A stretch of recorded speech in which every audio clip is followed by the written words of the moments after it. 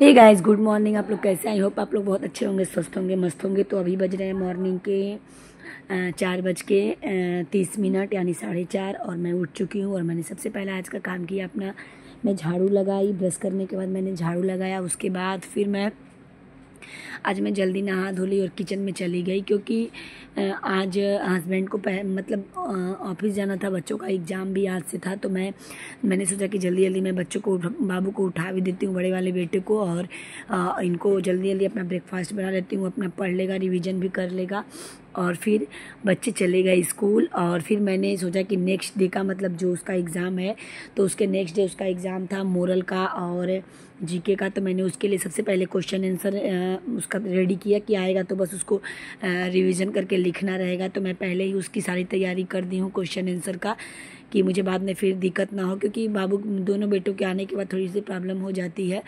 तो जब खाली समय मिला तो मैंने सोचा कि चलो अभी मैं बैठी हूँ तो बाबू का पहले रेडी कर लेती हूँ, उसके बाद अपनी स्टडी स्टार्ट करूँगी। तो मैंने सबसे पहले उसका जो भी मतलब नेक्स्ट डे एग्ज़ाम था उसकी मैंने क्वेश्चन आंसर बना दिया कि वो आएगा तो बस लिखना रहेगा। और उसके बाद फिर मैं अपनी स्टडी की, और स्टडी करने के बाद तब तक फिर मेरा टाइम हो गया बाबू को लाने जाने का, क्योंकि अभी जल्दी छुट्टी हो जा रही है एग्ज़ाम की वजह से 10 बजे तक। तो अभी मैं निकल चुकी हूँ बाबू को लाने के लिए। जल्दी से उनको पहले लेके आऊँगी। एक को 10 बजे लाने जाना है, फिर एक को 11 बजे लाने जाना है। तो बड़े वाले बेटे को लाने के बाद फिर मैं आ गई किचन में, और फिर मैंने दाल बैठाया। और फिर उसके लिए मतलब वो ब्रेकफास्ट करके गया था, बट लंच तो ले नहीं जाएगा क्योंकि 2-3 घंटे का ही स्कूल है। तो आने के बाद फिर मैंने उसके लिए खाना बनाया कि मैं उसे दे दूँ, थोड़ा दो कम से कम 2 रोटी खा लेगा। तो उसके लिए खाना बनाने के बाद उसके लिए और फिर मतलब सासू माँ के लिए, सबके लिए मैंने ब्रेकफास्ट बनाया, क्योंकि अभी 10:15 हो रहे थे। फिर मैं सोची कि जल्दी जल्दी बना लूँ, उसके बाद जो भी अपना काम है उसको पहले करूँ। तो यहाँ बनाने के बाद मैं दे दी हूँ खाना खाने के लिए। फिर मैं आ गई छत पे, मुझे कपड़े फैलाने थे, क्योंकि इस टाइम बारिश का मौसम है, बहुत ज़्यादा बारिश हो रही है। मतलब बारिश तो इतनी हो रही है कि कभी धूप निकल जा रहा है और कब 2-3 घंटे बारिश हो जा रही है। अभी इस टाइम तो मॉर्निंग में ही बारिश स्टार्ट हो जा रही है। बाबू का स्कूल के टाइम ही आप देख सकते हैं सब लोग अपने छत पे कपड़े फैला रहे हैं। तो क्योंकि अभी धूप निकला था तो छत पे कपड़े फैलाने तो जल्दी सूख जाते हैं।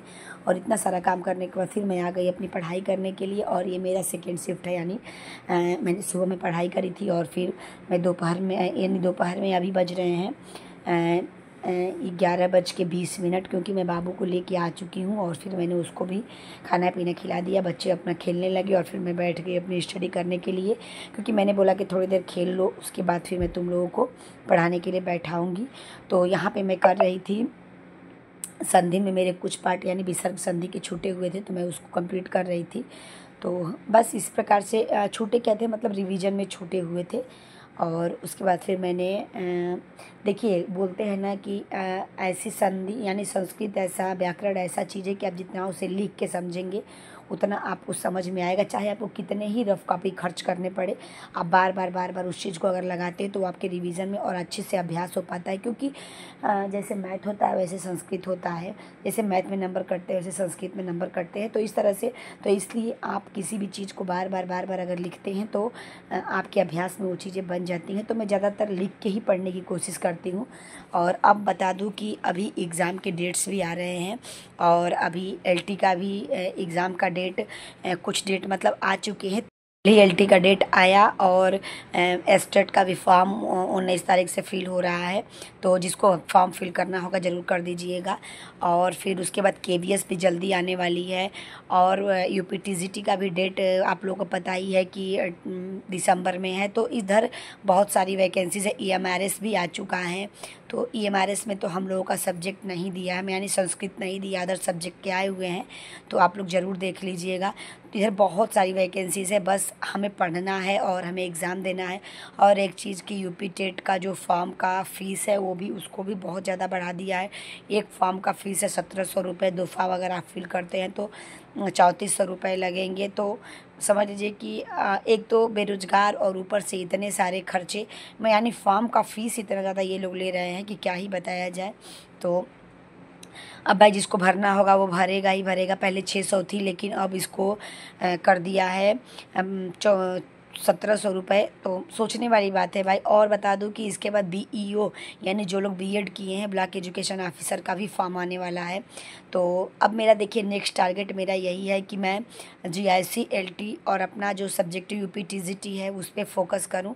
KVS भी मुझे करना है, KVS में यानी अपने सब्जेक्ट से रिलेटेड। और BEO को तो मैं नहीं छोड़ सकती हूँ, उसको मैं करूँगी, उसकी भी तैयारी, क्योंकि जब मैं GIC LT की कर रही हूँ तो GK GS मुझे पढ़ना ही है, तो उसकी भी मैं तैयारी करूँगी। फॉर्म आएगा तो फिल करूँगी। फिर उसके बाद मैं चली गई इनको लेने के लिए, और मार्केट में भी कुछ काम था वो मैंने किया, और फिर मैं बाबू को बैठा दी यहाँ पे पढ़ने के लिए। तो अभी रात के 9 बज रहे थे, सब लोग हमारे यहाँ डिनर कर चुके हैं, तो मैं और बाबू बैठ के दोनों लोग पढ़ने के लिए। मैंने बोला कि चलो तुम मेरे साथ पढ़ो, मेरे सामने पढ़ो तो तुमको सही रहेगा। और यहाँ पे बाबू GK पढ़ रहा था, और फिर इसके बाद इसकी मोरल की तैयारी करानी थी। मतलब इतने ज़्यादा, अब 2 सब्जेक्ट का एक साथ पेपर है, भले चैप्टर कम है लेकिन क्वेश्चन आंसर तो हैं।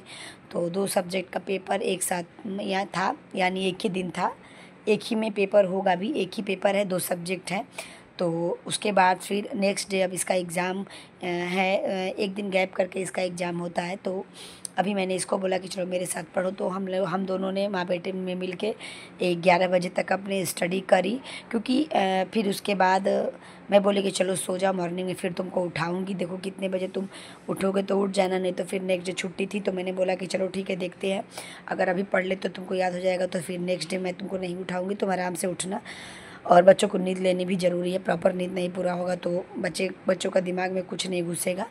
तो इस तरीके से हम दोनों माँ बेटे ने बैठ के अपनी स्टडी करी।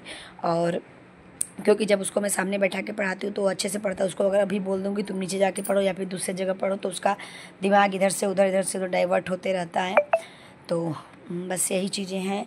तो मैं यही बोलूँगी कि इधर वैकेंसीज़ बहुत ज़्यादा है, बिल्कुल डिमोटिवेट नहीं होना है, अपने फॉर्म को फिल करते रहिए, जिसका जो सब्जेक्ट हो अपने सब्जेक्ट से अपनी तैयारी करते रहिए। ये बहुत ही सुनहरा मौका है, आप अच्छे से तैयारी करिए। देखिए अभी KVS NVS आने बाकी है, वो भी आ जाएगा। हमको लग रहा है कि वो भी अक्टूबर नवंबर तक उसके भी फॉर्म आ ही जाएंगे, और 2 महीने 3 महीने का टाइम मिलता है, और KVS अपना एग्ज़ाम करा लेती है। तो बस यही सारी बातें थी, यही चीज़ें थी। तो मैंने सोचा कि चलिए मैं आप लोगों के साथ शेयर कर देती हूँ। और मैं बता दूँ कि मैं नेक्स्ट डे आपको KVS का सिलेबस भी बता दूँगी। KVS में आप लग जाइए, मुझे तो अच्छे से तैयारी उसकी करनी है KVS की। और इधर बहुत सारे एग्ज़ाम लगे हुए हैं। देखिए आपके सब्जेक्ट से जो भी रिलेटेड एग्ज़ाम आता है उसे आप देते रहिए, क्योंकि आपका ना बुक बदल जाएगी, नहीं आपके व्याकरण बदल जाएंगे, वो तो आपको आना ही आना है। तो बस थोड़ी बहुत इधर उधर बुक होती है, एक आध 2 एक्स्ट्रा बुक बस चलती है, तो आप उसकी तैयारी करते रहिए। और तो फिर चलिए मिलते हैं नेक्स्ट ब्लॉग में, तब तक के लिए बाय बाय। आई होप आप लोग अपनी स्टडी को बहुत अच्छे से कर रहे होंगे। और कमेंट ज़रूर करिएगा कि कौन किसका फॉर्म फिल कर रहा है, कौन MRS का कर रहा है, कौन KVS का, कौन एस्टेट का कर रहा है। आप लोग कमेंट ज़रूर करिएगा, मैं आप लोग कमेंट का वेट करूँगी। तो फिर चलिए मिलते हैं नेक्स्ट ब्लॉग में, तब तक के लिए बाय बाय।